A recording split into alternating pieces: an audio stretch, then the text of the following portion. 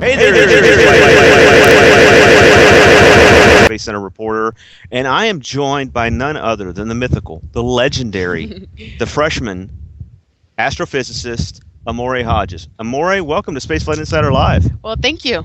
Now, Amorée is one of our great folks, and if you see the whole background rattling, that's not an earthquake. We just have very, very, very high winds here at the Cape. We're at the ITL Causeway, right across from Cape Canaveral Space Launch Complex. Pretty strong. It is overcast. And I am joined by none other than the mythical, droplets, the legendary, like a little drop, the freshman rain. We are hearing that astrophysicist currently red for weather for today's launch. Amorée, welcome to SpaceFlight Insider Live. Well, thank you. Now, Amorée is one of our great folks. So, getting back to the awesomeness that is the whole background rattling, actually not an earthquake. We just have very, very, very high winds here at the Cape. We're at the ITL Causeway, right across long-time followers of Space Launch partners. We work to get their interns out to the great, awesome stuff like seeing launches today, and they in turn help us tell the story to you, our good viewers. Now, Amorée, what's up? Tell us a little bit about yourself. How did you get to be, an astrophysicist, and how did you get to come to work for SpaceFlight Insider? Well, I am originally from St. Louis, Missouri, so unlike Florida, it is not as humid and it's not as hot right now. I think winter might have just ended last week. I think there might have been snow in Missouri last week. So this is actually pretty nice change to have nice warm weather, except for rainy days, as all Floridians know. But I became an astrophysicist because my middle school teacher basically gave us a project on Stephen Hawking and Carl Sagan, and I just kind of fell in love with space and science and mostly black holes and stars from that point forward. I was like one of those nerdy kids that would be on Friday night that was researching black holes and stars night instead of, hanging out all the time. Quick question, did your parents encourage you to get you into that, or was that just something that kind of you found you had a love for it and you took it up on your own? It was a little bit of both. So my dad, he was a doctor, and my mom is a professor right now. So they pretty much encouraged me in whatever I wanted to pursue. And so when I was in science, they really encouraged me to go into science online. Actually, my mom, she would read theoretical physics books, and I would take her books. Also read them at 7th grade. I had no idea what I was reading, but I intimidated enjoyed the it. heck out of your classmates. They're like, "Oh, there goes the curve. There goes the curve." Oh, the curve is dead. Yeah, so yeah, it was kind of like that throughout school. Like I remember there was a point in I think it was like my 8th grade class, and my teacher wouldn't let me answer any questions. You were that kid? Yeah, I was one of those kids. Anyone except Hodges. Hodges, get your hand down. Exactly. Jimmy, you, the kid that picked your nose. You answer this question. Hodges, I'm watching you. Pretty much, yeah. So now you're a freshman at Florida Tech. Yeah. And we can't call them FIT because that's apparently the Fashion Institute of something. Sure. So Something when like we partnered with Florida Tech, they're like, okay, you can call us Florida Institute of Technology or Florida Tech. We call it FIT. And I'm like, everybody calls you FIT. Yeah, but not you. So how did you get to come to FIT? That's actually a funny story. I didn't really know about FIT until like December of my senior year of high school. Right. I intended going on to a different school at that time, and I was deferred, so we started looking up different stuff, and I was interested in going to astrophysics. Deferred. Yeah, deferred. So it wasn't a rejection because I actually ended up getting accepted later on. Okay. So they're like, because I applied for early decision. Okay. And so they said that not right now. Like, but we'll come back to you. We'll come back to you, yeah. Okay. And so we were searching up different schools, and we came across, I think it was Dr. O'Shea's, his podcast online, and we started looking into that, and then we found Florida Tech, and we were like, oh my god, this is so close to the Space Coast. It's right next to, the Kennedy Space Center. It's nothing to the fact about all the beaches, Sebastian Inlet, This was the only warm school I applied to. The only warm school? Yeah. What are the others, like zombie schools or something? Yeah, it was all cold. Every place, right now, if I went anywhere else, it would be snowing right now. This is the only warm school that I applied to. All the rest of them are like some ice age. Yeah, You got like some landlocked. there's like mastodons. What Right. the only warm school. So, how did you find out about SpaceFlight Insider's internship program with Florida Tech? So actually, my professor, because I had told him before I even came in, I wanted to do science communication as well as research, and so at the end of my freshman semester, the good thing I had good enough grades for him to say, hey, do you want to do this internship with SpaceFlight Insider. Okay. And I said, yeah, definitely. I would love to write about, rockets and space and science. That's like what I love. And so that's how I ended up being entered here. So, what have you thought so far about working for us? I know you've written like I think 3 or 4 articles. You did the Phil Plate because we helped get Phil Plate with Bad Astronomy. Great guy, just a good sense of humor, and really can relay the important aspects of space exploration in the way that we want to, in the way that everybody can understand. And we helped him get out on a tour with United Launch Alliance with Delta IV, and Amorée was the person that actually wrote the article on that. So, what did you think about that? Is that different than what you were expecting? Are you enjoying? Thoughts about the program so far? I really love the program so far, and it's really shown a whole bunch of diversity in what you can do in space writing. Because my first article was an article about the RD-180 engine, so that was a very technical article. So I had to adjust to that, to writing something very science-based, very mechanical-based, and then switching over to doing Phil Plate, which is you had a little bit more freedom with the articles. You can make it a little bit more fun, a little bit more personable to the reader themselves. So I really enjoyed being an intern so far, just of how much diversity that you can do with the writing, and I'm imagining that there's so much more we can do in the future as well. Well, we kind of need to apologize to Amorée a little bit because you were starting to go down the road we wanted you to go, and you would do a technical article, you do more of a feature-esque, you would do an interview-based article, and so on and so forth. But for this launch, we kind of needed more content, and she's produced another great article, which I hope you'll definitely tune in for later on this week, where she's actually going to be talking about the Merlin 1D engine, which is right back here. I can't see anything now. Sean in Canada yelled at me a minute ago because my large noggin was blocking the rocket. It actually eclipsed the sun, and like villagers were like, panicking because they thought a dragon had eaten the sun. But long story short, there is she had to kind of go back to writing a technical article, but that's kind of one of the things we're trying to do. And have you noticed that we're trying to do that? Would you give it different things and not keep you in that one same thing every time? And do you think that's helped your writing? Oh yeah, I think it's definitely helped my writing. It's gotten me a chance to see different sides of what I can write about, not just going to one area and then almost kind of staying there, but having that diversity really allows you to expand your writing abilities as well. And you've had to come out with some pretty cool events so far. Yeah, definitely. Yeah. Very cool events. I was actually when Phil Plate came in, I toured the ULA base along with him, which was really amazing and fun. And then I was also there for his talk at Florida Tech later that evening as well. And then I get to come to this launch as well, and I'm really excited about it.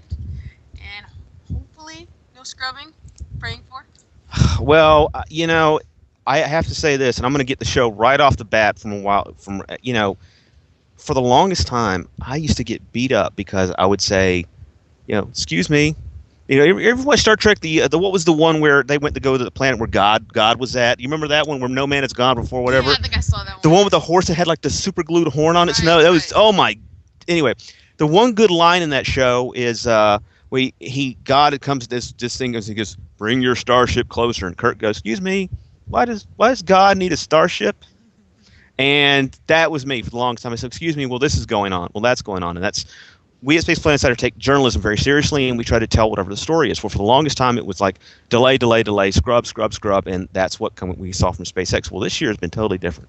This has been like their Cinderella year because they have launched months. They got the pad abort test up. They got the launch abort test out in Vandenberg. They're going to have 4 or 5 launches out of Vandenberg, and they also have Falcon Heavy, which is going to launch pretty soon. So the story has changed from them scrubbing and slipping and launching twice a year to them launching once a month, and almost. Oh no! By the way, yeah, we're going to land our rockets first stage, recover all these engines on a barge out in the Atlantic off the coast of Florida. So, folks, if you see it.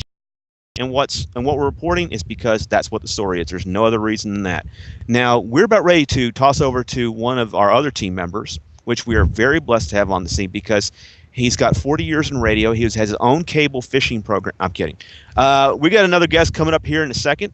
And Amorée wants a chance to get some of her gear set up so she can record today's launch.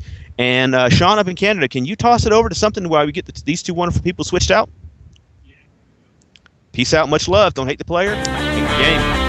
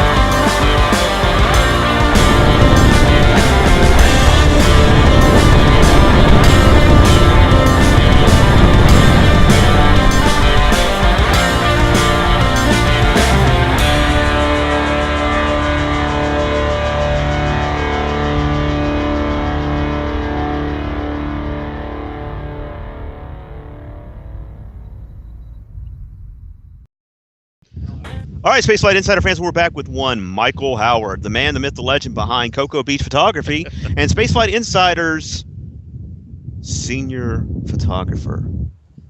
Ladies and gentlemen, I present the legend that is Mikey. How you doing today, Mike? Doing great. You know, looking forward to a launch today. Weather is a little gray out here, and you know, the range keeps kind of going in red, green, red, green. So we'll just we've got a 90-minute window though today. And we're hoping for the best back there. Don't ruin the I mean, we got the whole product placed behind the chair. But this morning, you know, we got out there and set up a remote camera stations. What that entails is today we placed 4 total cameras, 2 videos, 2 stills.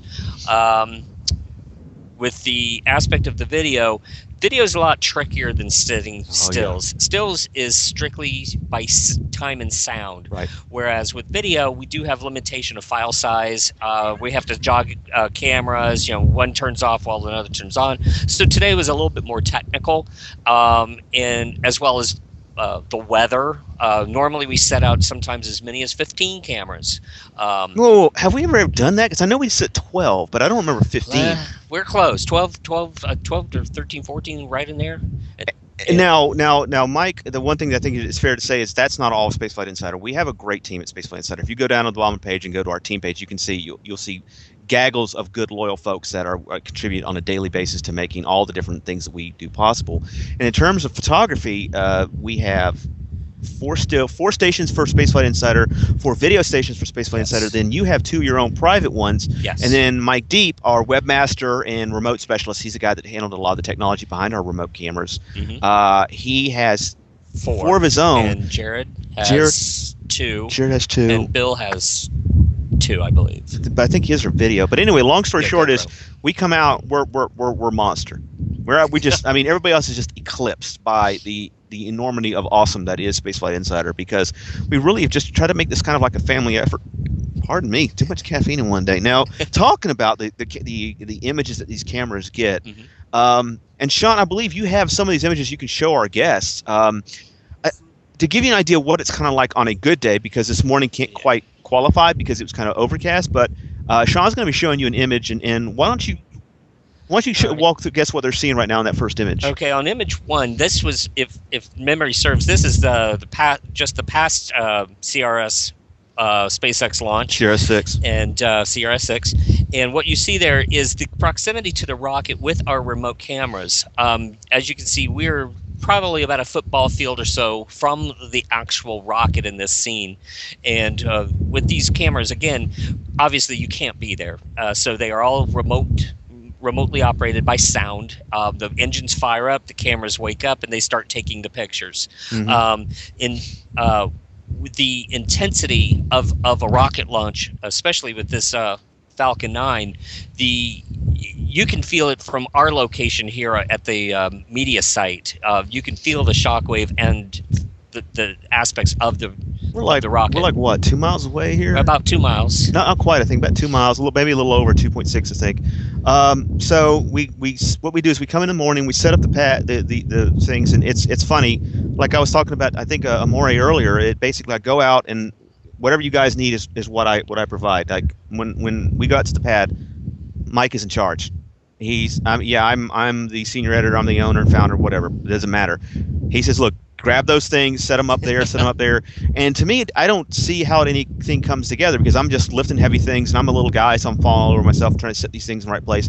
And then these guys will go up behind me, and they'll open up the back end of the camera, and they'll start. Well, you walk them through that. Yeah, what happens is, we have to, as far as the still cameras goes, we're setting up sometimes as much as a day or 12 hours or so ahead of what the launch actually is, because certain launches we have certain clearances to get in, get set up, get out. So we're guessing. We have to take a logical approach to what the weather conditions and stuff are going to be a day from now, 12 hours from now. So we set up the cameras for those criteria. Video, it's a little different. Video, it exposes the video.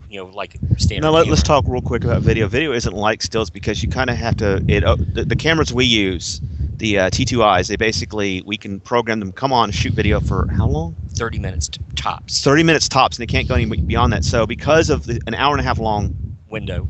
Yeah, we're actually setting up 2 cameras that will jockey each other. One will, as it's turning off, the other will be coming on, and when that one turns off, the first one will come back on. So that in a perfect world, we'll still get video from one of the 2 bodies. And that is if we get everything to work. So, folks, you might see, like we did for GPS 2F9, like we did for CR6, an amazing video package produced by none other than our legendary Bill Jellin up in Frozen. Where is he at again? Ohio. God. Well, I mean, hey, Glenn comes from Ohio, John Glenn. So, Shawnee, how about you throw to the second picture so we can see what we can? I think the second one is actually a pad. Yep, the second image is actually from approximately the same location within the perimeter area of the SpaceX setup area, and you can see the actual, the liftoff itself, and the intensity of the smoke coming out of the flame trench, and with the aspect of the sound. The cameras wake up almost instantaneously at the first aspect of ignition, and this shot here, if I had to take a guess, is maybe about 5 seconds in. It's just a guess without looking at the. And one of the things that you can see in that picture is that there's only normally you want that it's gone into the frame a little bit. You got the nice fire underneath it. You got the plume. You got the shock and awe. Well, you don't always get that, especially with SpaceX launches, because there's a rather limited field we're allowed to set up in, and a lot of times the plume will come up and obscure your shot, and you don't get you smoke. You get nothing. You get smoke, and that's what you got, and that's kind of what you're seeing in this image. Now the third one is that is from our location right now. We're seeing here, and that's with your big dog daddy lens. That's a 300 millimeter from here, and yeah, the ITL Causeway. We are just south, about 2 miles south of the Space Launch Complex south. 40. Yep, and it's fairly close. I mean, you can see staging from here, and you can see all the goodness of launch, but there is a low cloud. So I don't know how long we're actually going to see the rocket take to the skies, but ITL is a great spot. The VAB, the Vehicle Assembly Building, spot. Yeah, they're 2 of the best places, and for these non-NASA missions, this is where we always come at. Now the last one, isn't it the one I grabbed this morning? This looks like from this morning's remote camera setup. Oh, it's Carlton's. This is Carlton's. Okay. Carlton is one of our other photographers, and he's been photographing launches for the better part 30 years. Yeah, since Apollo, right? I believe so. Since Apollo, and he's worked for Boeing or Lockheed, maybe both. I don't know, but he photographs for Aviation Week in Space Technology, and he's one of our contributors. So this guy is a legend. He's got images that are in the Smithsonian right now, and he contributes to SpaceFlight Insider. It's one of those things that really is kind of humbling to see the quality level of the people that want to come work and show the goodness that we got going on. So you can see the sky conditions.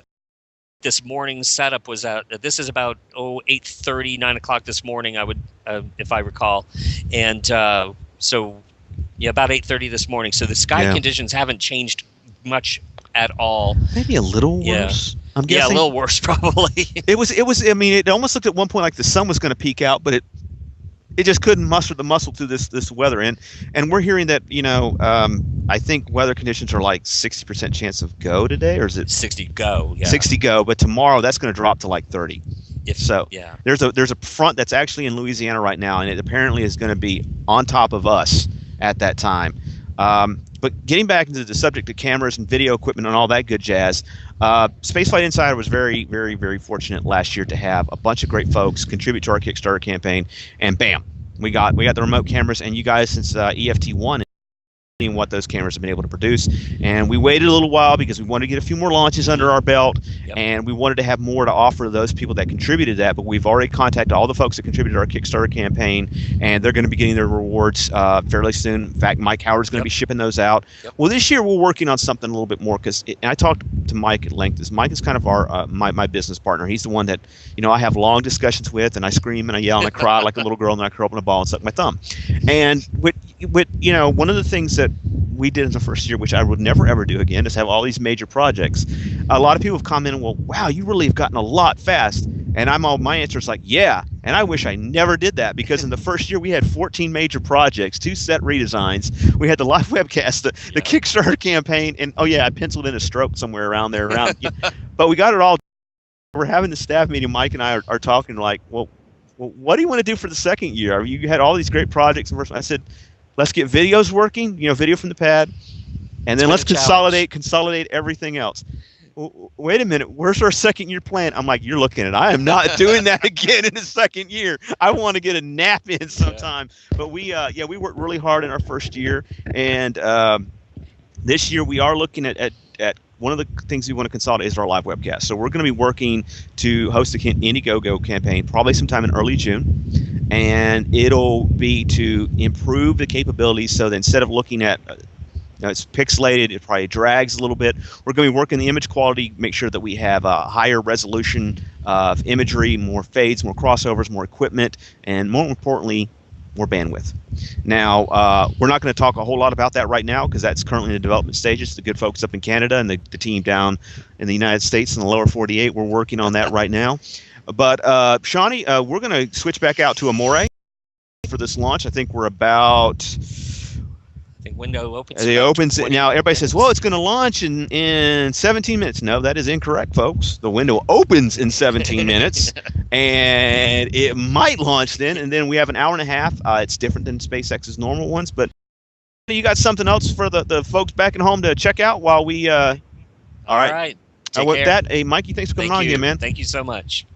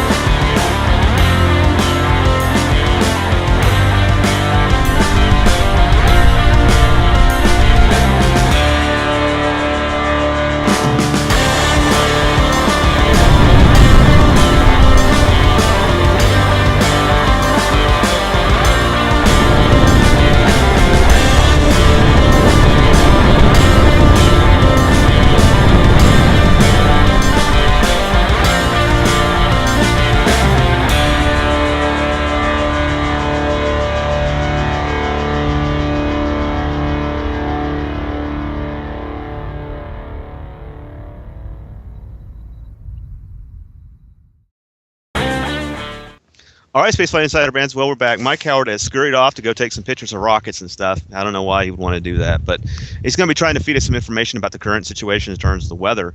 Currently, and I was talking to Amorée after this. We got about 14 minutes prior to the opening of the launch window. Now, a lot of folks will get on, and they will say, okay, the latest is they're currently discussing the weather. They're not taking a poll as to words so far as go, no go, because it's getting close to that time in the count until after the weather has been kind of looked at. So it does look like the weather is raising its wicked hand. So we'll kind of see how that. But I was talking to Amorée before we came on, and he had to throw me with the tech. What were we talking about? The Merlin 1D engine. Yeah. This is really the year of SpaceX. Now, for the longest time, we've been kind of monitoring what they've been doing, and they've made some really impressive strides. First of all, first commercial company, private company to send a spacecraft to the International Space Station.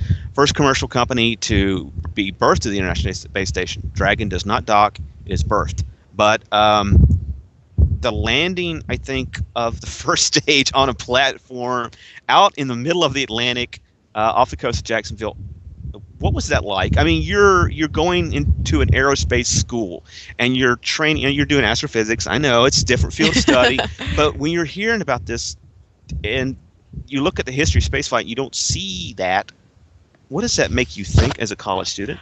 I mean, it's actually pretty amazing, especially the fact that we're so close to like all the stuff that's happening. Right. It's almost as if you were a politics major in Washington D.C. It's the same kind of feeling when you're an aerospace engineer or an astrophysicist, because you're feeling like you're in the birth. Right yeah, there. you're right there. Like I can touch you. Yeah, it's real. It makes it more real, It right? makes it very real. So it's like almost every time a launch goes off, you can see everyone on campus just going crazy. Like they're biking to the highest place they.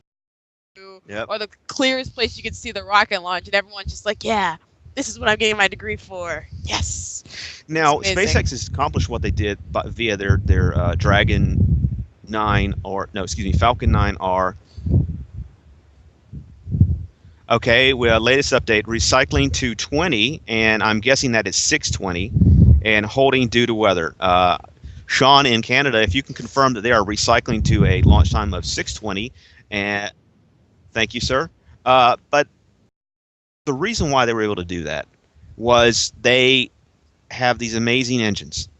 And I got to be honest with you, if the engines really are the centerpiece, aren't they? Oh, yeah. They're the thing, amazing. because they couldn't do what they're doing without the Merlin. It was 1C, and now it's the 1D. And, well, you wrote an article recently about the 1D. Yes. Tell us a little bit about that engine. I mean, it's actually really amazing, this 1D engine, because not only because it's an amazing engine itself, but it's one of the only all-American engines. Right. Like if you look at any of the ULA launches, the RS-68 or the RD-180, those launches have some Russian engineering alongside it. Yeah, within it. But this is like one of the only engines all-American, and it's also one of its highest class, a high-class engine.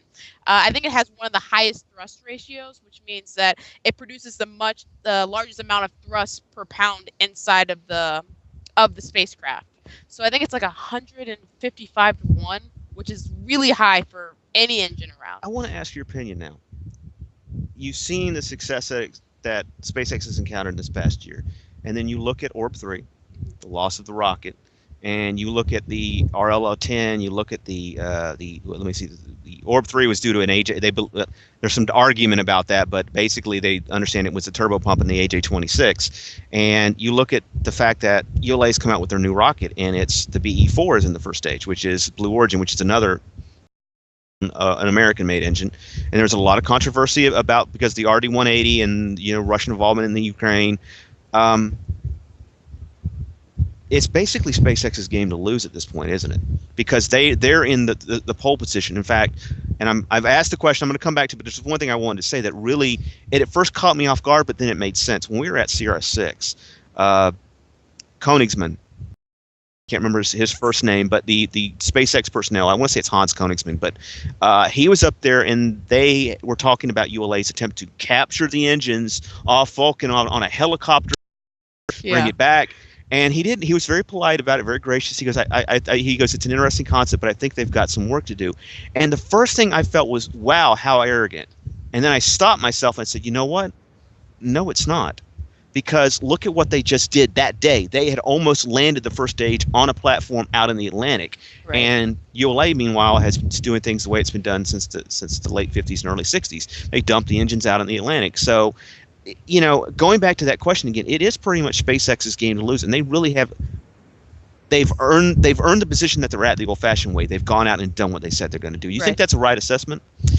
Well, I'd say that SpaceX. I think the most important thing that SpaceX can do is continue to try to be that innovative source, because we have ULA, and we said it keeps doing what we've been doing, and it works. But if we can get to a point where we're constantly finding new ways to retain rocket engines and reuse parts and continue this this kind of phase of just trying to innovate a new way of doing things, I think that's the biggest part that SpaceX kind of has to do, because we have the government system that works, and I kind of believe we should stick to the way we're doing it with using this outside source. No, what do you mean? You mean like with the way that we do things in terms of the outside, the government system? Yeah, the government system. It's almost as if we can use SpaceX as a way of seeing new ways to do things within the government system. So you're saying SpaceX is a pathfinder for technology? Yeah, and basically. concepts. Yeah.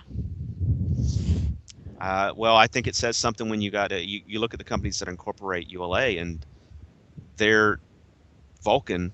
It takes a lot of, basically took the lead from SpaceX. Let's recover the first stage. I mean, I think you're not off on that assessment at all. So, but tell us a little. I mean, okay, so we're holding at T-20 until they can. Okay, so that I said something incorrect earlier, and I want to correct that. They're holding at 20 minutes prior to launch, not at. We're going to reschedule for 6:20. So they're holding, basically, they're in a holding pattern, and they're holding wait to see how the weather goes. The weather has pretty much stayed the same. It's very overcast. There's both low and high ceiling of clouds. I have not felt any droplets of rain. I mean, it's a little less breezy, but they're basically holding in terms of weather. But if you had to point to key things that you're aware of in terms of the Merlin 1D that maybe have really broken up, and what's the word everyone uses these days? Disruptive. What would be the disruptive things that you think are really kind of generating this new movement? So you mean like negative or positive? No. Just overall. I mean, when I say disruptive, I mean it's changed the landscape. Let's face it. From 1950 till a couple of years ago, when SpaceX came out with this concept, and at the time I was with another outlet, and they basically laughed at the idea. Well, now I'm looking at that last video when that thing almost touched down that platform. My first thoughts in my mind was, who's laughing now? So in terms of getting this disruptive technology and pushing the boundaries, do you see SpaceX as the company that is paying what others will try to not only emulate but duplicate? Yeah, I think it's and not as a whole, I would say, but in certain parts, it's definitely showing a new way of looking at things. Because one of the biggest controversies lately was the RD-180 engine. The fact that we're using Russian-made engines, and we have a couple of governmental political issues with Russia at this time. But I think the fact that we have a company that's starting to kind of move away from that, moving towards all American-made engines, is definitely going to change a lot of things in the future for space. For instance, if you think economically, seeing where our money will go, we'll most likely stay within the United States. Do we want our money to go to Russia, or do we want our money to go in towards? I mean, especially considering the economic situation. Exactly, and it's also showing a way of who's going to actually be the ones to bring more spacecrafts into space, more missions into space, because then we can start doing it more solely as a country. But then again, do we want it to be a solely single country business of spaceflight, or do we want to add in make sure that it stays? Well, I think in terms of like deep space exploration, international is probably going to be the way to go, because you're going to go to Mars. I don't care what anyone says. Yeah, certain elements can come from the United States. Yeah. No. So that's also one of the things we have to keep in mind when we see this, that everything's moving towards solely American made. Is, do we really want it to stay that way? Do we really want to move into that direction, or do we just want parts of it to become more economically stable? Well, you kind of hinted on something earlier that I think is important to note.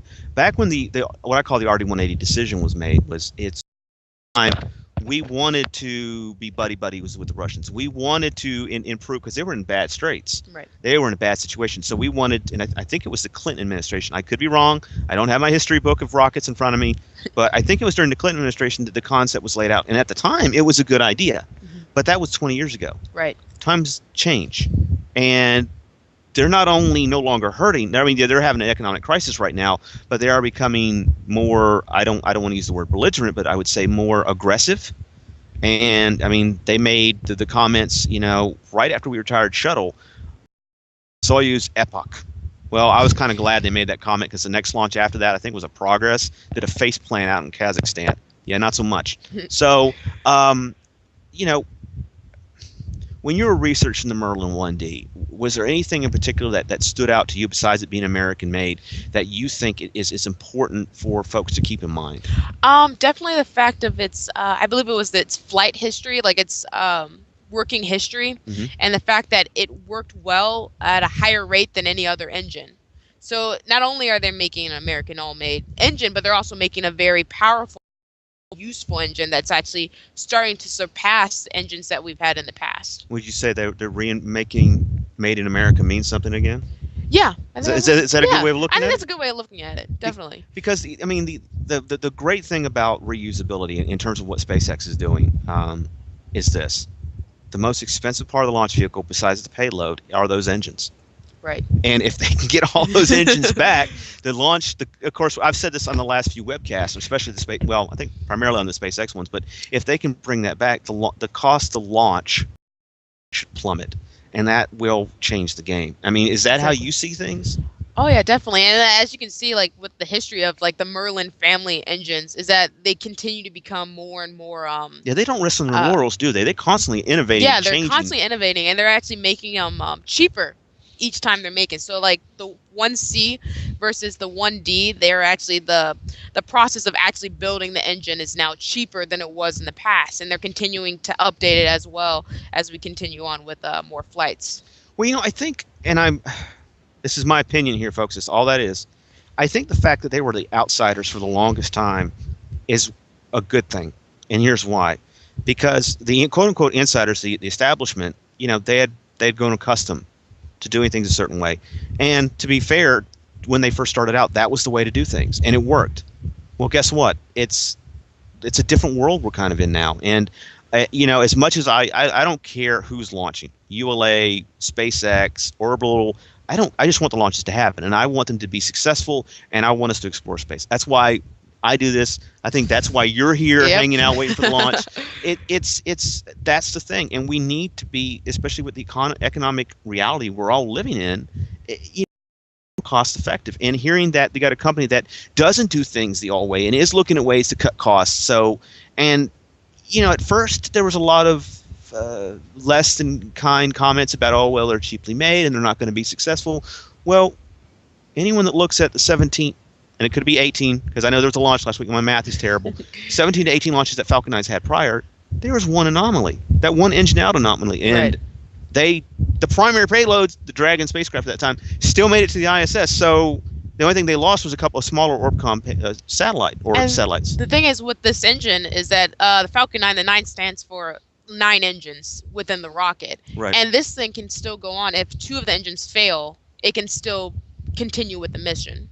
They just have to ramp up the other 7. Yeah, right? they just ramp up the other 7. One isn't even ramped up to the fullest. Like in the middle, it's a little bit lower. So they all could be higher powered engines if 2 of them had to fail. So there's the one in the middle, like not like a backup, but like a reserve? Well, the one in the middle, it still runs, but it's just like a lower power. It's kind of like a balanced kind of deal, since there's I think it's about 8 of them surrounding on the that exterior, one. yeah. So then that one in the middle is a little bit lower powered, just so the fact that the other 8 are higher powered when it goes up. And by the way, folks, there's something I actually do know about that. It's called the OctaWeb configuration. Yes. One of Elon's titles, and he's known for his titles. You got the OctaWeb configuration of the Merlin 1Ds. You got the autonomous spaceport drone ship, ASDS or ADHD or whatever it was called, but he called it just read the instructions. And he liked Star Wars. His rocket, the Falcon, after the Millennium Falcon. But I think the one thing that I liked about him, it's the thing you got to admire about Musk, in my opinion, is this: if someone disrespects you, you turn that disrespect on its head. So they made fun of the Dragon spacecraft back in the day, being some folks within the industry, and they said it's like a mythological beast. Well, he called it the Dragon. Puff the Magic Dragon. So there's your mythological beast. By the way, there's a mythological beast at the ISS right now. So what Musk does, and I think the Merlin is a good indicator of that, is he proves people wrong. He proves the fact that what you're saying about me is wrong, not by getting into a endless sparring match like like myself, like I've done in some of our discussions with some of the folks who are both pro and con in terms of these things. But he says, I'm not going to say a word. I'm going to let my gear talk for itself. And you think the Merlin 1D is kind of his punctuation mark to what he's trying to prove, right? Exactly, definitely. Now, in terms of the success rate of the Merlin 1D, is there any one thing that you think maybe you helped that besides maybe some kind of the technological processes at SpaceX that kind of allowed that to happen? To allow it to be so successful? Yeah. Yeah. I mean, from my knowledge as just as an astrophysics student, I'm not completely sure, but I think the fact that they are looking at different ways of, utilizing that engine, not just the making of the engine, but how it's formed on the rocket. Because the original design was just, three rows of three. Yeah. Right. And so the fact that they changed it to the octaweb really shows that they're kind of not only just looking at the engine itself, but looking at how can we make the engine more useful in the way we place it. That's a darn good point, because one of the things that I've noticed in covering this is that if there's a change made, especially during shuttle, it was obvious. If there was a problem with the shuttle and a change had to be made, it would take years for it to get changed. And I was at it for the first Falcon 9 launch, and there was a problem they encountered on one of their launch attempts. And I kid you not, they got a cherry picker. They got two cats in a cherry picker. They're up to the things, they're rocking in the wind. They're lifting this thing up in the Falcon 9, and there's this guy, and they got like a wrench, and he's going in there, and it's the day before the launch, and he's plucking this thing out and changing, and that was it. They launched the next day. And what they did was it really put, there's a folks that, well, it's rocket scientists. But yeah, it is. But you know what? It's not as complicated. It might not be as complicated as some people have led us to believe. And SpaceX, I think, has really shown that the space community, it doesn't have to be this hard. It doesn't have to take this long. You have to be willing to take risks. You have to be willing to innovate, and you have to be willing to change and move on the fly. Is that? Okay? We're going to come up to a quick hard break. Yes. Okay. Sean is going to give us an update as far as the weather and some other information we're hearing about the launch today. In the meantime, we're going to do. So I'm just giving you a quick update. We've heard there is a system to the west. It is about 50 to 75 miles out. It is a window that appears on satellite as though it will permit a potential launch. So it's not confirmed, and they do not know the pace that it's tracking, but it is, again, between 50 and 75 miles to the west. It's coming over. SpaceX has asked range for about a 25-minute forecast as to when it would hit, so they can get the vehicle back on internal power and run through their check. So ultimately there is a small window, again, in the sky, and they are tracking it as it moves across. We're going to shoot now back to Jason and Amorée. Thank you very much.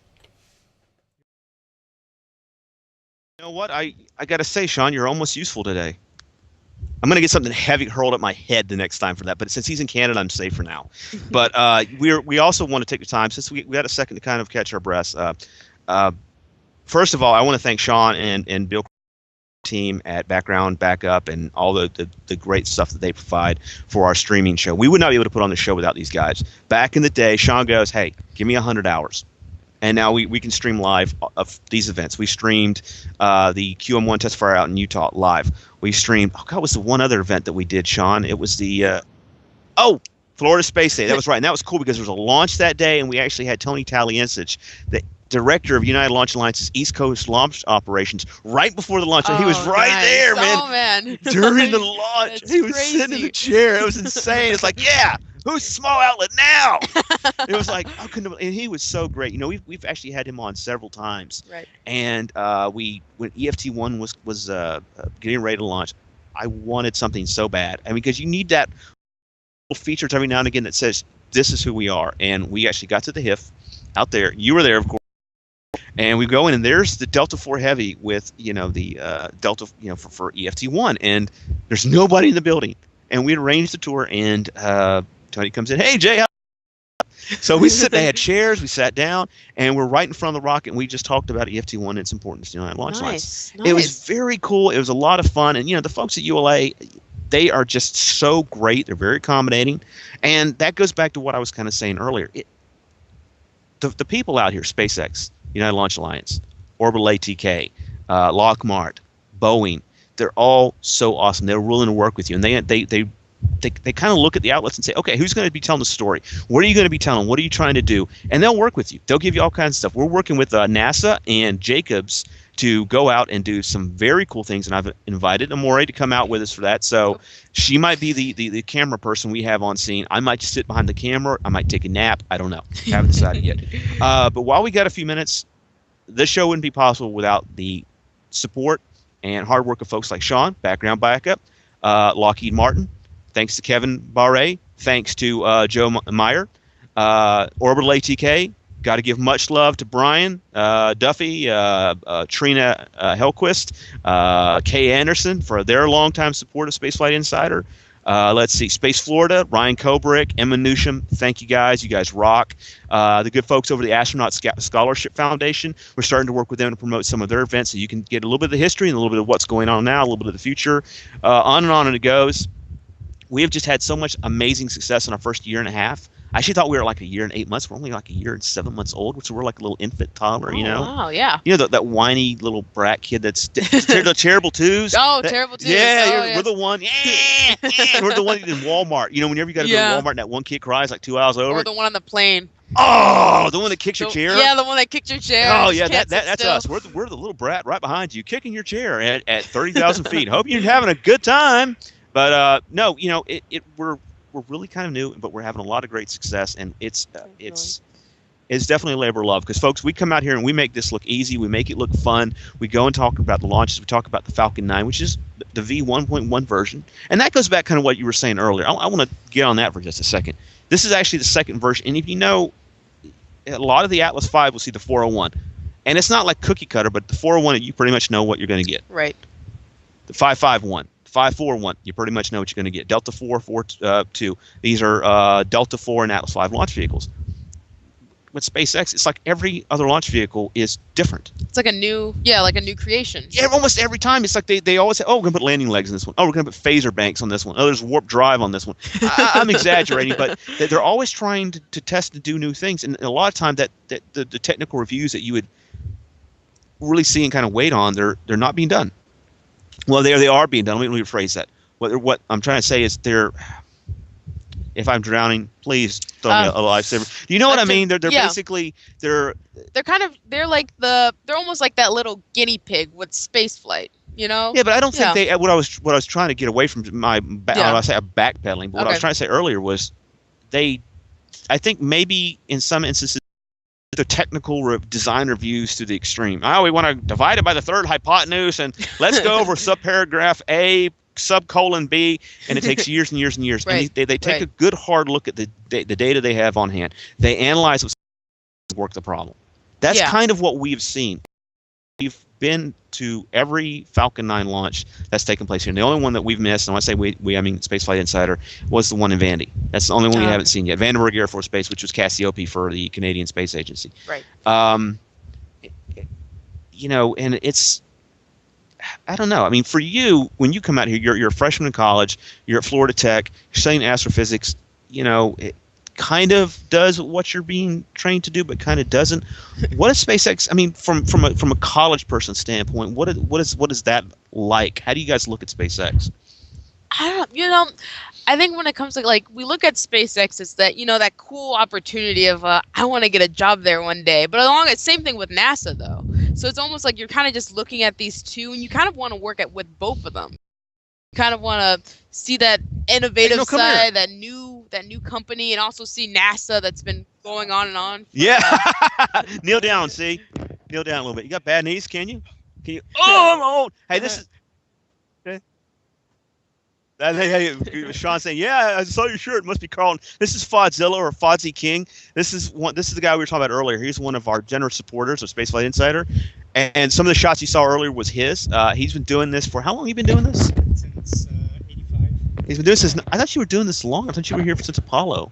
No, UCX were here in Apollo. First thing I did. Yeah, the UZX. The dedication of Pad B. So you've been doing this for about. 30 years. You've been doing this for about 30 years, and Launches from the East Coast in 30 years. So this guy, and I've known him for years, and I formed my company about a year and 6 months ago. And I said, hey man, why don't you leave some of your stuff? He goes, yeah, sure, I don't mind. In fact, he kind of said, hey, why don't you use some of my stuff? And ever since that, we've been working with you and George a little bit. I haven't seen George in a while, but he's been kind of busy. But it just, first of all, I want to introduce you to the Fodzilla. If you don't know about Fodzilla, we'll probably have to do an article, a special feature just on Fodzilla, just so you understand. I know you got some stuff to do. We're still hearing that they're like, they're holding it, they're pulling from this hole in the weather to appear right here, right? They're hoping for this weather thing to. And now Mike Howard is coming over. Everybody sees the movie stars, and they want to be a movie star. I want to be a TV star, Mom. I want to be famous. They love me. They love me. They really love me. Hey, bring Fozzie over. We'll put him on the program. Okay. Yeah, we'll put him right there. We'll put Fozzie on TV. Hey, thanks, C. Oh yeah, we'll have that. So we interrupted Amorée. So Amorée, what were you saying before I had to grab the Seameister? Let me think about it. Uh-oh. Uh-oh. Did I throw you? Uh-oh. Uh-oh. Oh. SpaceX. Okay, SpaceX. yeah. What does it mean for a college student? College student just means like you see this company and you see this great opportunity that you could possibly go for in the future. And it's the same thing with NASA. I think I'm like a little bit more excited about NASA because it's been there for so long, but you're also really excited about SpaceX because it's so new. So it's like I gotta tell you I'm no longer with NASA. I did intern with them not once but twice. It was a great experience, but I had the coolest NASA story ever. yeah. I had just gotten done with the launch. It was 117, STS 117, I think. Tired because you get up in the morning like 2 a.m. and you're working all the way through. And I'm driving around astronauts. I'm driving around NASA officials. I'm handling whatever. I'm being a gopher. Right. Basically, I'm an escort. I go, hey, give me a bottle of water there, Monkey Boy. I'm like, okay, I'll get you water. Thank you, Mr. Astronaut First. So I'm tired, and I'm like, man, I'm going to go to Walmart. I'm going to get me some chicken wings. I'm going to go back to the plane. I'm going to sleep. And I forgot. I had my NASA polo on, and then I had my lanyard with my NASA badge. Right. And this little kid in front of me, I got to see the eyes. She's like, she's looking over her shoulder at her mom, and her eyes were like this. She kept looking. I thought, like, what? I got some on my face. What's going on? She kept pulling her mom. And I'm like, I thought I did something wrong, And her mom kind of just, goes, ooh. And the little girl turns around. She looks at me and goes, Mister? I say, yes, sweetie. Do you work for NASA? And I'm like, for this summer? Yes, ma'am, I do. And that was it. I mean, the girl, deer caught in headlights. That's so cool. And I tell you what, I didn't feel tired anymore. The chest was out, I could split atoms and do anything. But it really is something that gee whiz, oh my God, I actually do represent NASA. Right. So I mean, it gets in your blood, and I'm afraid that I'm turning Amorée into a space addict. But I get the impression from what she told us about her, she was already there. am. Yeah, too late. Sean, I'm in Canada. Too late. Secret's out. But yeah, like Got another update. So Sean, we're going to throw it up to you in Canada. Great, thanks for that, Jason. Another update. Still no positive weather, although it is tracking, so it's on its way. They have an aircraft up in the area trying to monitor. They are monitoring for two rules, basically thick cloud, anvil cloud. It is still tracking that it's on the way. They feel positive, but weather has not provided a specific ETA. Still going to be about a 25-minute requirement to have the lead. So when that is known and they have some specifics, we will update you. Thank you very much. Going to throw you back down to Jason and Amorée. Amorée is going to have to wait a little while because we have a special guest on SpaceFlight Insider. Someone who has covered how many launches? Far back as STS 114, I think. Okay, so we're talking about since 2005. So since 2005.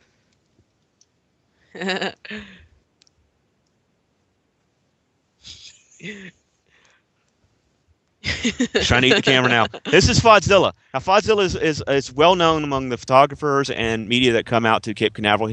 He's been coming out here longer than I have, and he's got the Braves his radioactive spike fins in the spike fins in the back have shown it. Now Fozzie, tell us, Carlton, I'm gonna hand this over to you so that they can hear you better. But tell Fozzie's story for our guests back at home. Well, we just kind of brought him out here as a. Well, for nothing else, I was just going to play and screw around with him. So I took pictures of him in front of the rocket one day, and he didn't launch. And I said, well, no wonder it didn't launch. I didn't bring Space Godzilla out. But we can't call him Godzilla because of, copyright infringement. And they have the foreign object debris around here. So our good friend Gail decided we should call him Fodzilla. So he's been coming out, and Space Fodzilla comes out, and they bring little son of Fodzilla, and he's been, all around the country, and he's been to, I don't know how many launches, and I'd say about 95, 96% of the time when he doesn't show up, he's here. Fodzilla is well known.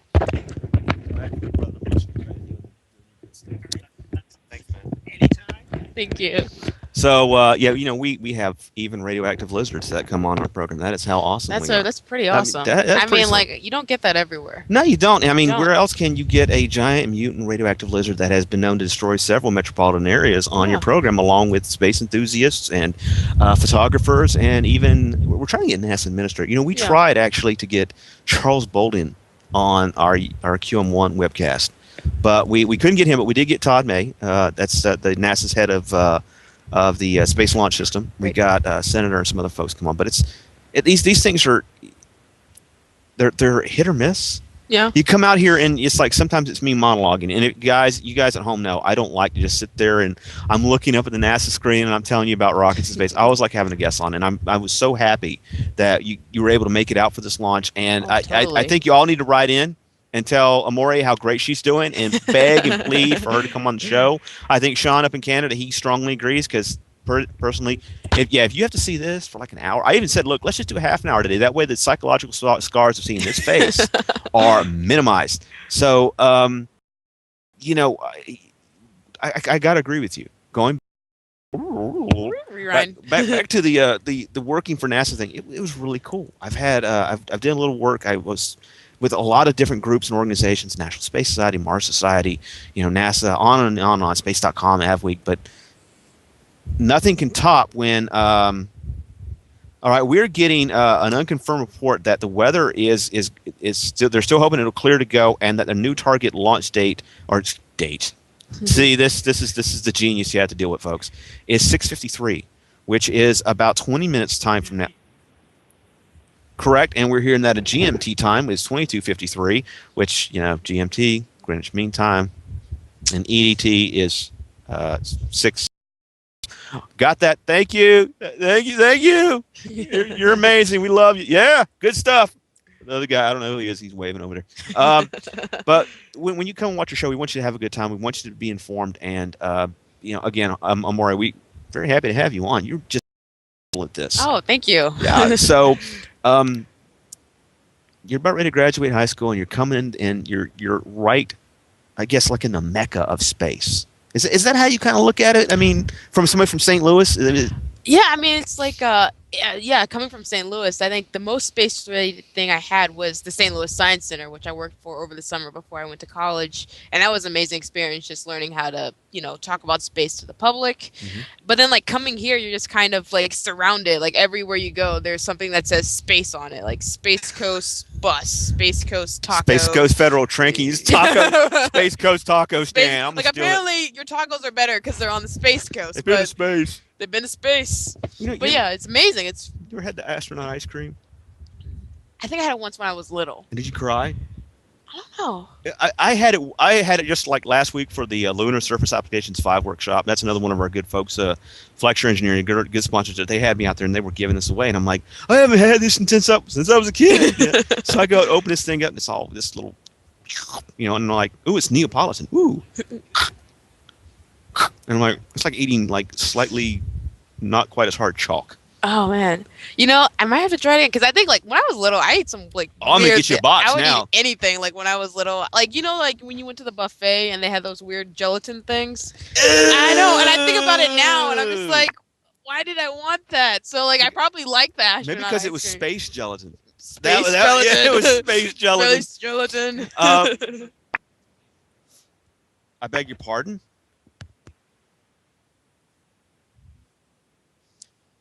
And that time is 6:53. We have just received word from Sean up in Canada that we are the spacecraft, the Turkmenistan. And by the way, that is a great segue. Thank you, Sean. For the Turkmenistan. How many people out there have seen Superhero 6?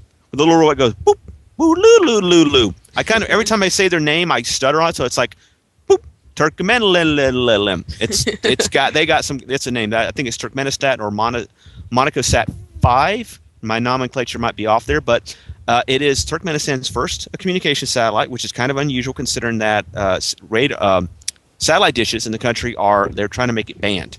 So you're not allowed to have a satellite dish in Turkmenistan, but they're launching a satellite. I don't know. But it is Turkmenistan's first satellite that they're launching today. And as Sean in Canada just told us, they are go for hour, and it is looking like in 17 minutes' time we could see a launch here. Now, we brought Fodzilla over for a reason, Amorée. Right. Tell folks at home your track record when it comes to launches. So, every time I see a launch, it gets scrubbed. And what she meant to say is every time she comes out for a launch, it Right. gets scrubbed. So we brought Fozzie over, and it's like that. They do the Hopi Indian man. Yeah, they did a little dance. Yeah. And you put the holy water on. Yeah, you so flick that's on the basically what Fodzilla yeah, is. it's a It's like, let me shake the giant plastic lizard at you. we shall launch. So it's funny. You from our perspective, you run into some folks at these events, and they're very, serious. I'm a rocket scientist, and I am. You know what? There are some days when you have been working 18 hours straight, and it's in the middle of the summer here. You've been chased by boar hogs. I've had that happen to me. I'm not going to tell that full story this time, but it is coming. The boar hog story is coming. It was not a good experience for me, but you just got to have fun. And why shouldn't this be fun? It should be fun. Yeah.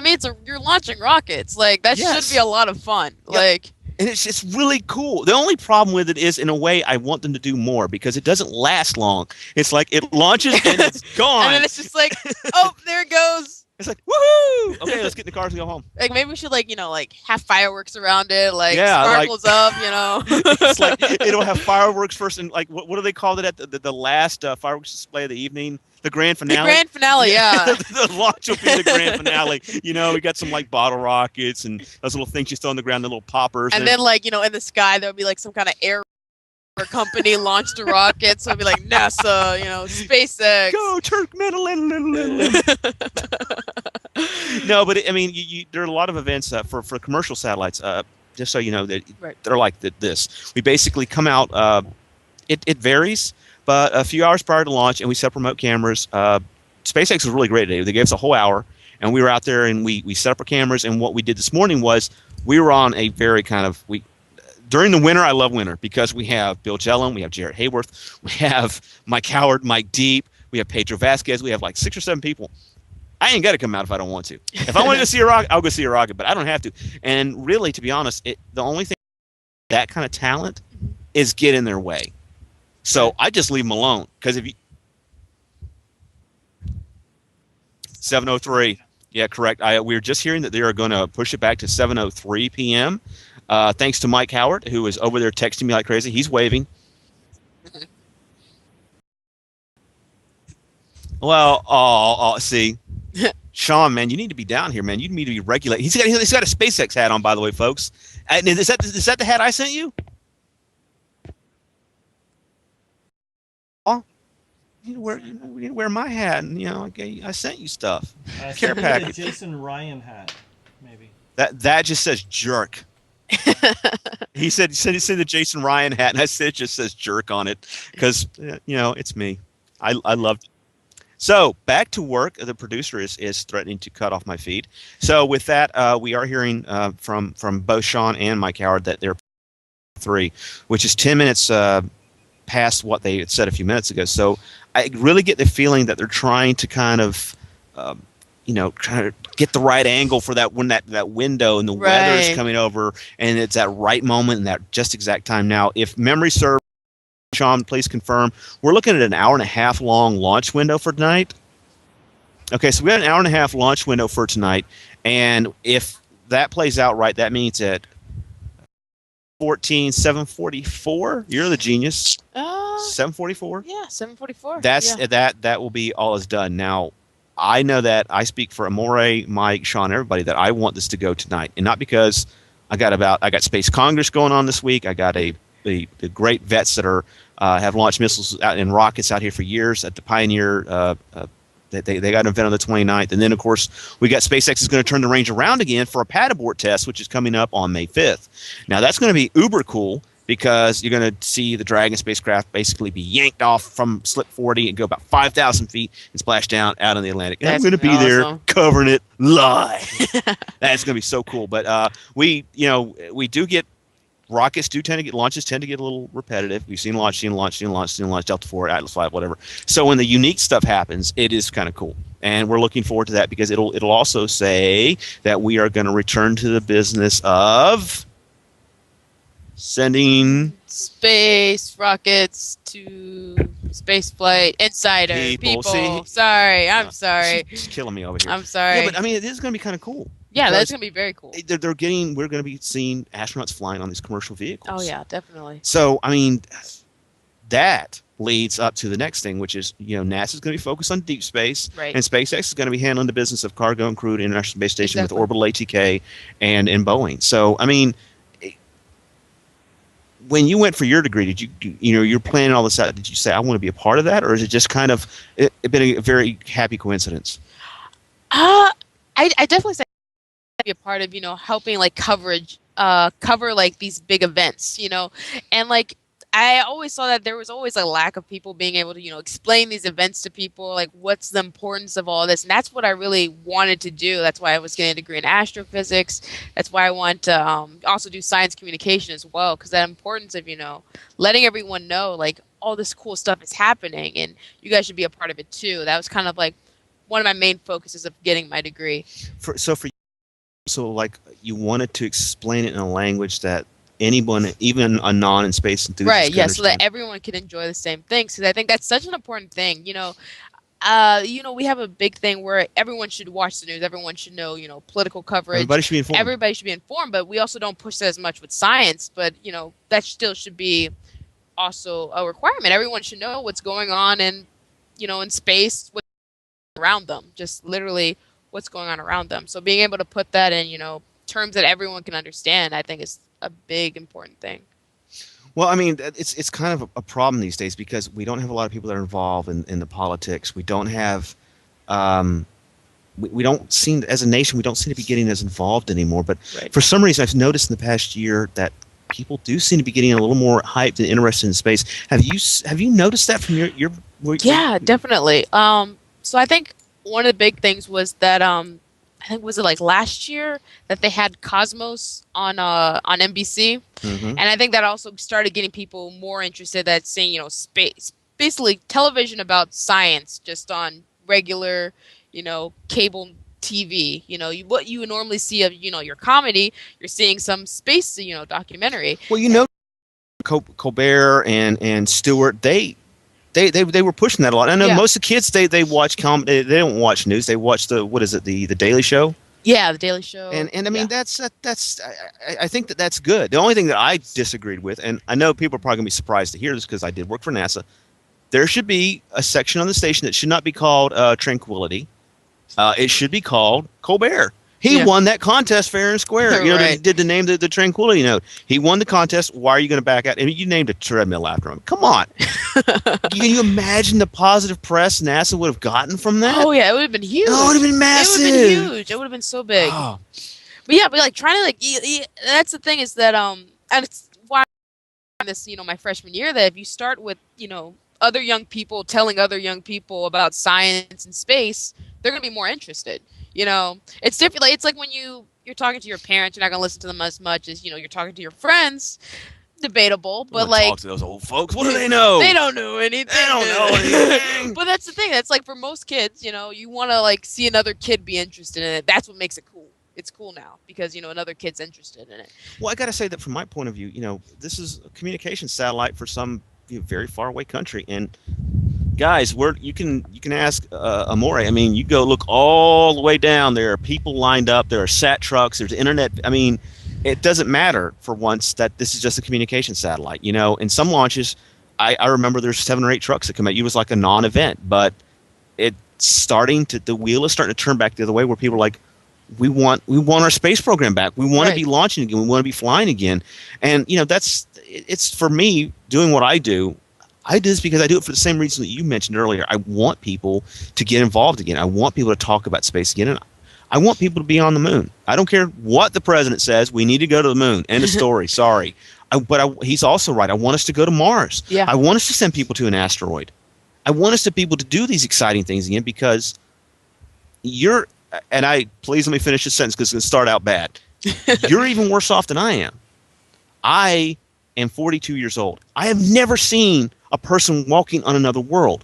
I want that. Right. For me, I want to look on TV as a person is walking on another world. I want to have tears in my eyes. I want to be crying like a 5-year-old girl with a skinned knee. I want to be that emotional. And I want to, when I was here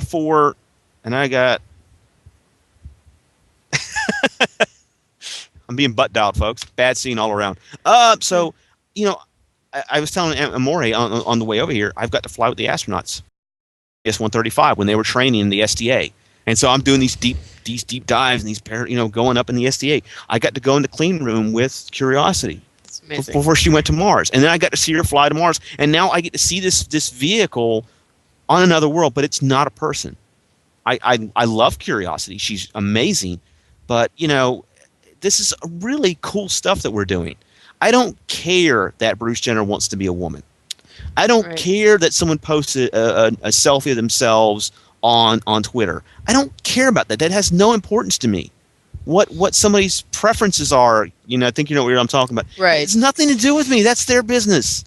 I care about us becoming better. And I think even if it's just a communications satellite going into orbit, the skills that are required, technical standpoint from your college, right? It's going to make us all be better. It's going to make for a society that's better if instead of investing on the TMZ type aspect of things, on the NASA type. Yeah, to like start focusing on stuff that you know you're working really hard for. Right. Yeah, I mean, like I'm not against TMZ completely because you know there's our artists that work really hard to get where they are, but then we get to a point where like the reality TV kind of stage where you're not really. Yeah, there's no real energy being made by doing this. I mean, there's no real significance to it. I love Duck Dynasty, but you know what it is? It's entertainment as we're focusing on making the world a better place. Right. That's all. And then like that, it kind of takes away because you know, at least for my generation, you know, you have kids that are growing up and their most important thing of their day is how great their selfie is. But then you have like so many people working hard to, you know, send this rocket into launch and not a lot of people are talking about it. That's not the buzz. That's not what's trending or whatever.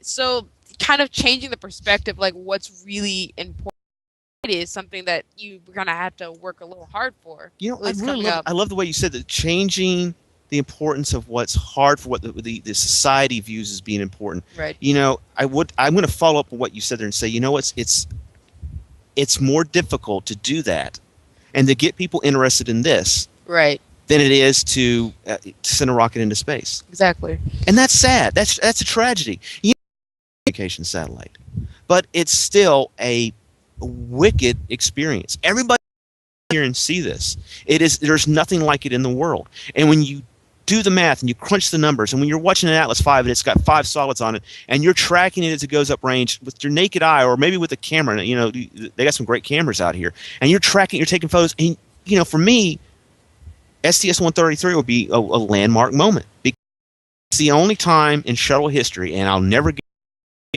that I actually got an image of the solids peeling away. Oh, wow. So, I mean, you know, it's the little things like that, seeing Curiosity, being able to just be with the astronauts and have them hang out with I don't know. For me, I think you're kind of touching on the personal aspect of it. Is there a lot of excitement about a communication satellite? It's based off a bus we're very familiar with. Thales Athenia is produced a spacecraft, and it's got a pretty good track record. So we're knowing what we can expect. And if things stand, Sean, we have not heard any change on that.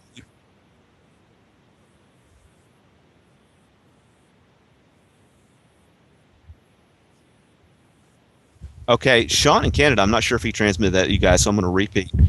Essentially, the only thing that we're hearing that is obscuring the chances for launch are thick or anvil clouds. And Sean mentioned this earlier, and I think we definitely should talk about this today. And I haven't touched on it, Sean. I apologize because I'm not as familiar with it as I should be. Oh, he's going to beat me up later. Well, just don't leave any marks where they're visible. So long story short is 13 minutes, the window should open as long as thicker anvil clouds come. Are within a certain range away. And if you've ever followed this to the length we have, you'll see some days, and we're out here, and there's nothing but blue sky. It looks that way. And then 10 miles away, it's an arbitrary number, not an exact figure, there's an anvil cloud, and it's capable of. So somebody, some troll somewhere is going to just scream because I'm saying something that is technically inaccurate. Essentially, if the rocket launches during that time, and it's a highly charged, not only but an artifact going through the atmosphere, it's basically a giant lightning rod. Is that correct? Sounds about correct. Sean? He accepts, so I'm accurate. So, yes, it could be clear here, but in a distance that lightning can travel will astonish you, and it can strike that vehicle, and you lose a multi-million-dollar spacecraft, the payload. It's all for nothing. So they're very careful. There was one time we had a launch, and people were joking about the high upper level winds. Oh, come on, their silly rocket can't beat wind. Oh, my God, no wonder they can never get anything done. They're getting defeated by wind. Okay, folks, these high upper-level winds, it doesn't sound like much. But these rockets are fairly durable, but the high upper-level winds, the speeds that they're talking about, would snap the rocket in two. That's how bad the shear is. If you think at 30,000 feet you're encountering something, you don't have a problem at all as far as turbulence goes. The turbulence that goes up higher, it could literally destroy the vehicle. So there's a lot of stuff that's in play that the folks at the 45th Space Wing, the weather section especially, have to keep track of. Because if you think about it, you mentioned earlier about all the time and energy it takes to put into one of these launches. All it takes is one thing to be out of place. Exactly. And it's all for nothing. Exactly. We are now. We are here. I got conflicting information. Well, no. Now it's confirmed. Sean, yeah. Sean goes, really? Seriously? You're taking them over me? Noted. But essentially, we're T-minus 10 minutes away from launch. That would suggest that the anvil clouds have gotten out of the way, and we are just 10 minutes away from launch. It will come at a T0 at 7:03. So with that, it looks like you may have had your jinx removed. It's been lifted. Oh my Faudzilla. God. Faudzilla. So, I'm trying to think about what to talk about next. Turkmen. Has anyone? Have you even seen that movie, Superheroes, Big Hero 6? Yeah, that's what I was thinking of. With the big puffy guy, and he's like, he goes, the fist bump goes, yeah. I love that movie. That movie was great. I love that. That was movie. fantastic. I'm a little kid. I don't care. I watched. Like all of our friends, like at FIT, Florida Tech. Can't say FIT because that's like the Fashion Institute of Texas or something. I don't know, something like that. I think isn't it in New York? It is. Yeah, it is in New York. How did you know that? You do know who it is. No, I knew it because like when I was saying, yeah, I'm applying to FIT, everyone's like, you're going to the you're fashion. You're going to the Fashion Institute. That's kind of new for you, Amorée. No, but yeah, but yeah, like we went crazy over that movie. Like literally, we had spent like 2 hours just like quoting. We quoted the whole movie. It was great. My wife will not watch Transformers the movie, and I know you're thinking, oh well, it's a Michael Bay movie. No wonder she doesn't want to watch the original, the 1986 animated, because I've watched it so many times. I don't. The audio can be down, and I can do everybody's dialogue for them. That's how many times I've seen that. The wife and I we're total nerds. I'm a geek. I don't care. We watch Penguins of Madagascar. Other people watching Final Destination, you know. And I remember when I was a kid, when I grew up, and I'm going off subject here, so I'm in a good mood because we're in the 10-minute window. Yep. And that's the terminal count. Basically, they're things are ready to rock and roll if everything can proceed apace. But he will beat me up because I read the Avengers comic book. People laughed at me because I had my Optimus Prime, you know, sitting there in the corner. Well, you know what, punks? Optimus Prime, Transformers movie, is making billions of dollars. All right, and everybody's going to see Avengers now. Yeah, everybody's going to see Avengers Spider-Man. So you know what? I was cool before it was cool. You are the hipster of comics. I was the hipster of comics. Yep. No, I was just a nerd who got his butt kicked daily at school. I mean, they would just lay me. Oh man. Ah, you know, and then I, you know, joined law enforcement and military, and then I still got my butt kicked. But speaking of butt kicking, we are less than 10 minutes out. In fact, we are a whopping 7 minutes out of everything continues to go to plan. Nice. We are going to. Is it just me? Or is it getting a little brighter out here? Yeah. Yeah, we're Yes. actually noticing a slight change in the level of clouds. It is getting a little bit brighter out here. And we are at a new T0 of 7:03 p.m. Everything appears to be going good. They do have another launch attempt tomorrow, but at last count, that hole that's coming in the weather today will not last, and the weather is actually a 70% chance of violating for tomorrow, so that's only a 30% chance of favorable conditions for launch. The 45th Space Wing, the great folks over there, Chris Calkins, and the volunteers at the Aerospace, United States Air Force Air and Space Snow. For Space and Missile History Center, they are out here and they're taking care of us. They're the ones that base information. And I'm looking at Mike Howard, who came on earlier, and he's over there looking at he's listening to the official. He's got his finger up, the finger of doom. Don't let me come over there and hurt you. Don't you scrub this thing. Nobody likes you, Michael. He's ignoring me now. 6 minutes and we're still counting down. Sean says, hi, Mikey. That's so unprofessional. But you know what? Like I was telling earlier, we like to have fun out here. We'd like to break you off some information. And more importantly, Amorée kind of symbolizes what we really want to do for a lot of folks. We have brought a lot of good folks out here, giving them opportunities. We want them to come out to see the launches. We want you to get motivated and excited. And she came out here today to just see the launch. She wrote the article on the Merlin 1D and the arrangement we have with Florida Tech. Come out here and get the chance to experience, gain firsthand insight on what these things are like. And I needed a co-host. Somebody else was unavailable. Manager of awesome, I guess not so awesome.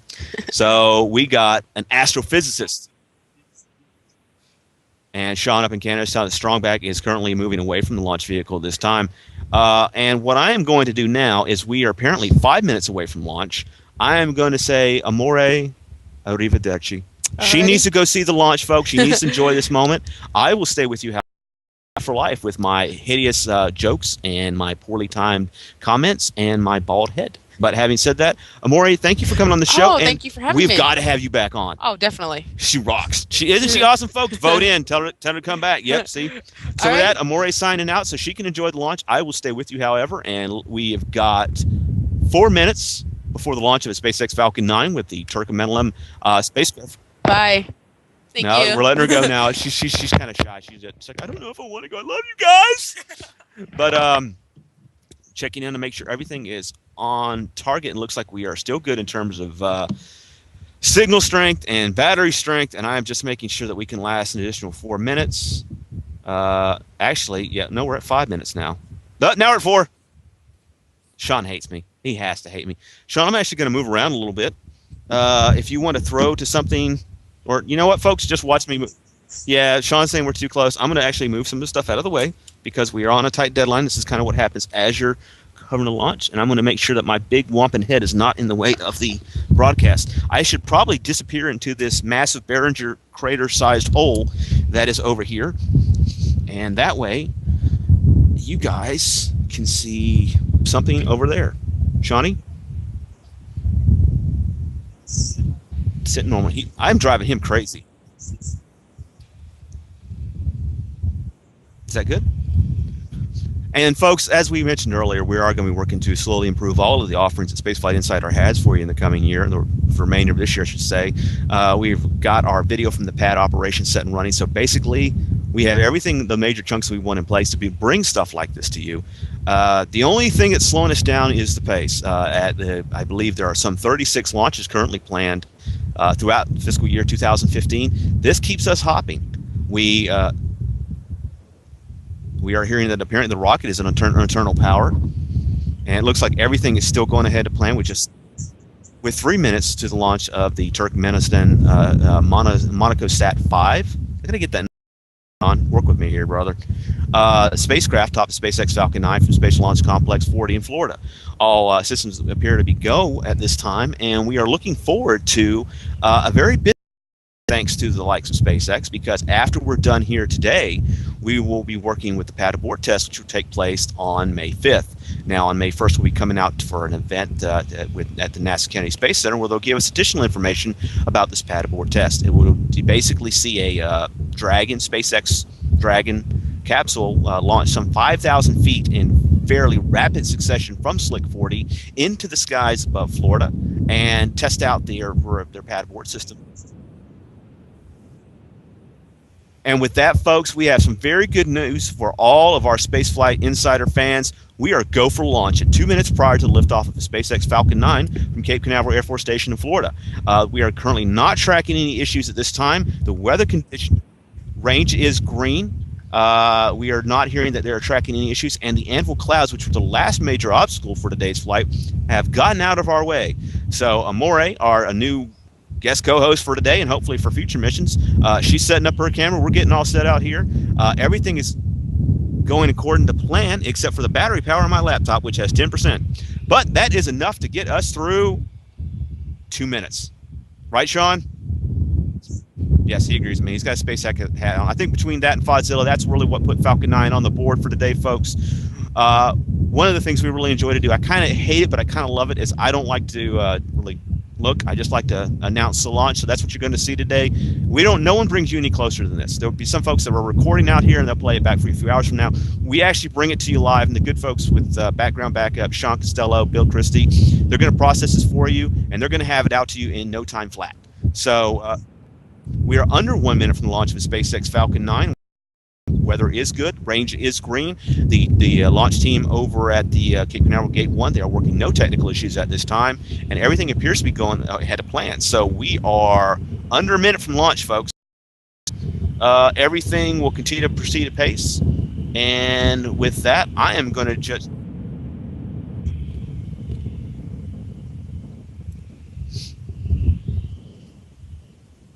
We are hearing that's like 20 seconds out, Sean. So we're going to wait a little bit. Hopefully everything is proceeding at pace. I'm not hearing there's any issues. Sean's laughing at me. I don't like you, Sean. Don't laugh at me. I'm doing the best I can. I have no idea. Hey, look at that. Who brings you closer? Don't laugh at me. I can't hear anything. It's not like SpaceX announces over the bleachers. And now I hear something because I don't... All right, the rocket is lifted clear off the pad. There's a nice plume.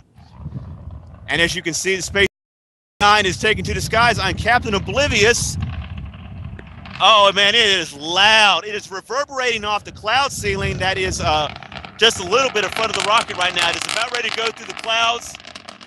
And that makes it extra special loud. It's like looking into a blowtorch. It is so bright.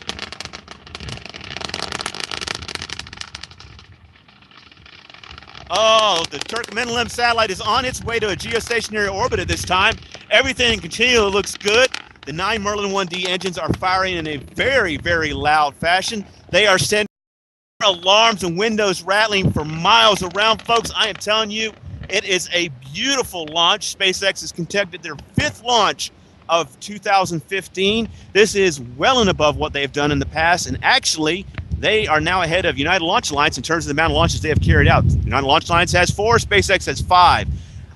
With that, the Falcon 9 is getting very hard to see at this time. Sean had a good laugh on my behalf because he was telling me it was 10 seconds, and I had another report saying, hey, it's 20 seconds, and I can't really see anything.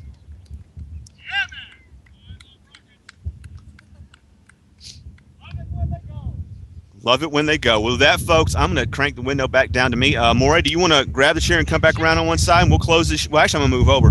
And I'm running very low. You're not used to these long windows. You're used to these very short launch windows that have like a 1 second.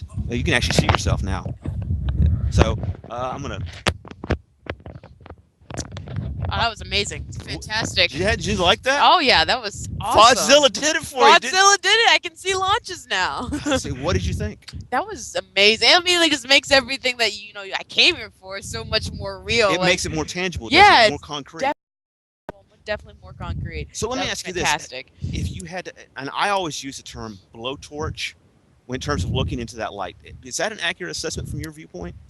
It's incredibly bright. Yeah, it's very bright, and it's like a little, all the smoke that comes up and everything. It's The plume? Yeah, the plume. Did you get some good shots? Oh yeah, well I recorded it because my camera doesn't have a big enough zoom lens to get up. Not like that over Yeah, there. it's not the fancy stuff yet. I don't have that yet. So I just took a nice, good pan up shot with the camera, so I can just relive that moment. My first rocket launch. Yes. Well, we are very happy that this is Amoree's first rocket launch. And again, SpaceFlight Insider has done this numerous times in the past. We've given lots of folks the opportunity to come out and see these things. We're very hopeful that this will not be this will be a regular basis, because Amorée has been great to have you on our show. Thank you. You're incredibly knowledgeable about this stuff, and more important, you're passionate. So while this was Amoree's first show, I wrote in and tell her, let's not make this her last show. We want her to come back every single time. She's reliable. And she did an amazing job. That was incredible. Oh, thank you. Thank you. With that, Sean, in California, I didn't mean to insult you, sir. Canada, we're going to let you go. I think the battery just died anyway. Peace. My